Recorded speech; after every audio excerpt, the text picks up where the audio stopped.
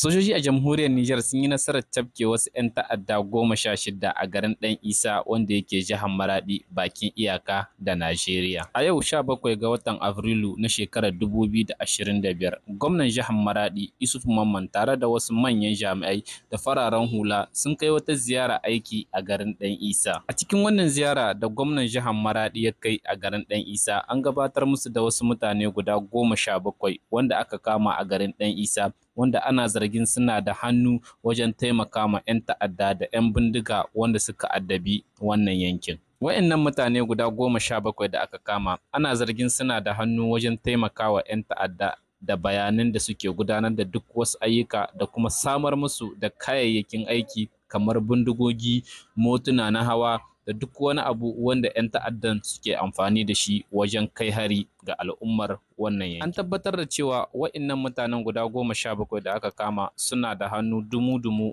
wajen samar ma wa'innan 'yan ta'adda makamai da ma kayayyakin yaƙi wanda suke gudanar da hare-harensu a cikin Najeriya da ma kudancin jihar Maraɗi. A wajen yankin Ɗan Isa ne aka kama wa'innan mutanen, yayin da FDS na ƙasar Nijar suka gudanar da wani gagarumin bincike, suka yi nasarar cafke wa'innan mutanen guda 17, a cikinsu har da wasu lattijawa wajen guda 3 zuwa 4.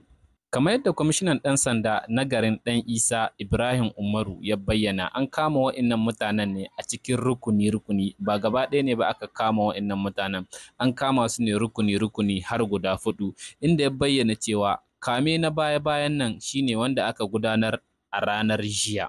A cikin wannan nasara da jami'an tsaro suka samu, sun yi nasarar ƙwato bindiga AK set guda 2 da bindigar farauta guda 2 da alburusai guda 45 nau'in 7,62 mm. Bugu da ƙari, sojojin sun yi nasarar ƙwato dabbobi wanda suka haɗa da shanu guda 78 da kuma tumaki guda 62 da awaki guda 12, duk a cikin wannan nasara da sojojin jamhuriyar Nijar suka yi wajen wa'annan 'yan ta'adda guda 17 wanda suka yi nasarar kamowa. Dama wa'annan 'yan ta'adda sun addabi wannan yanki da kora bisashen mutane. A yanzu haka dai sojojin sun yi nasarar kwato wa'annan kayayyakin ne, kamar yadda kuke gani a cikin wa'annan fotuna da muke saka mu.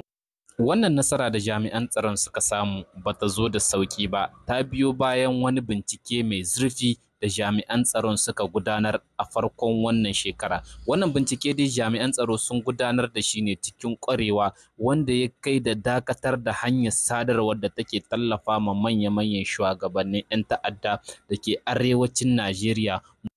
A jawabin gwamnan jihar Maraɗi Isuf Mamman ya bayyana irin ƙwazon da jami'an tsaron suka nuna, inda ya ce wannan nasara ta samu ne bisa haɗin gwiwar jama'a da jami'an tsaro, wanda wannan gudunmuwa ce wadda jami'an tsaro suka bayar kuma al'ummar gari suka bayar, inda su suke taimaka ma jami'an tsaro wajen samun labari.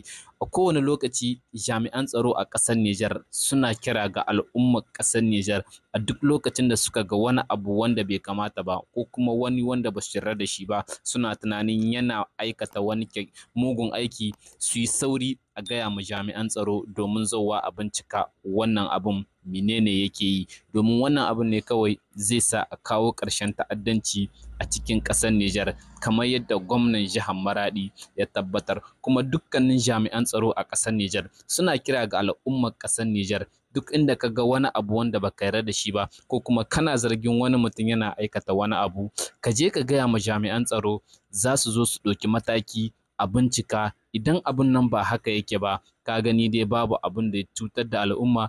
Idan kuma ka ba da gudunmuwarka aka kama wani mai gudanar da wannan laifi, ka kawo taka gudunmuwa a harkar tsaro a cikin ƙasar Nijar. Har yanzu dai muna akan abin da ya shafi tsaro. Idan muka dawo jihar Agadez ma, wata gagarumar nasara ce jami'an tsaro suka samu a cikin garin Agadez, ko in ce muku a yankin Agadez, inda suka yi nasarar kama wasu mutane ɓarayin motuna masu fataucin miyagun ƙwayoyi a cikin garin na Agadez da ma yankin Agadez, kamar yadda za ku gani a cikin wannan bidiyo wanda aka ɗauka a gidan talabijin na ORTN.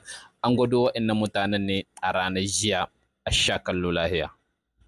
Avec à leur actif plusieurs crimes odieux, cette bande de malfrats qui perturbait la quiétude sociale à Agadez et alentour a été mis hors d'état de nuire en possession d'une arme divers produits et substances nocives ainsi que des motos volées. Cette bande est la deuxième. Ces bandes, leurs victimes, principalement, c'est des hommes en moto et des véhicules de transport de passagers. Ils sont à leurs 24 opérations, en tout cas qu'ils ont avoué eux-mêmes, dont 11 dans la ville d'Agadez et 13 aux environs. Toutes ces attaques ont entraîné quelquefois des morts, dont la dernière en date de la veille de la fête de Ramadan, où ils ont abattu froidement un agent de NITA. L'autre, un individu à moto aussi, qui a voulu résister. Ils n'ont pas pu le dépouiller de sa moto, mais quand même, ils ont tiré sur lui et le monsieur a succombé. Ils opéraient la nuit, mais comme ils se sentaient en terrain conquis, ils ont décidé cette fois-ci d'opérer mais en pleine journée. Ils sont au nombre de 10, c'est 9 qui ont été présentés. Le 9e, qui est le receveur principal, a malheureusement trouvé la mort suite à une maladie. En réalité, toutes les motos, tous les produits de valeur qu'il volait, c'est lui qui est chargé de les écouler. Nous avons tenu à faire le déplacement à la DRPN ce matin pour venir constater par nous-mêmes ce gang, je dirais, qui a été démantelé par les forces de défense et de sécurité. Il s'agit d'une bande de malfrats et de criminels sans foi ni loi qui, depuis des mois, s'attaquaient aux paisibles citoyens de la ville d'Agadez. Donc je voudrais, au nom de son Excellence, le général d'armée Abdraman Tiani, président de la République, chef de l'État, au nom de son Excellence le Premier ministre, Ali Mohamed Lamine Zen, et de l'ensemble du gouvernement, adresser toutes nos félicitations à ces forces de défense et de sécurité qui ont montré vraiment tout le talent pour réussir à démanteler cette bande de criminels. Une fois de plus, nous appelons cette population à collaborer davantage avec ces forces, en donnant des renseignements, en signalant tout cas suspect, pour pouvoir, une fois de plus, mettre hors d'état de nuire toutes ces bandes criminelles-là. Cet état de fait prouve encore une fois de plus la détermination et l'engagement de nos FDS dans leurs efforts visant à annihiler de tels individus mal intentionnés qui empêchent les populations de vivre en paix et en sécurité.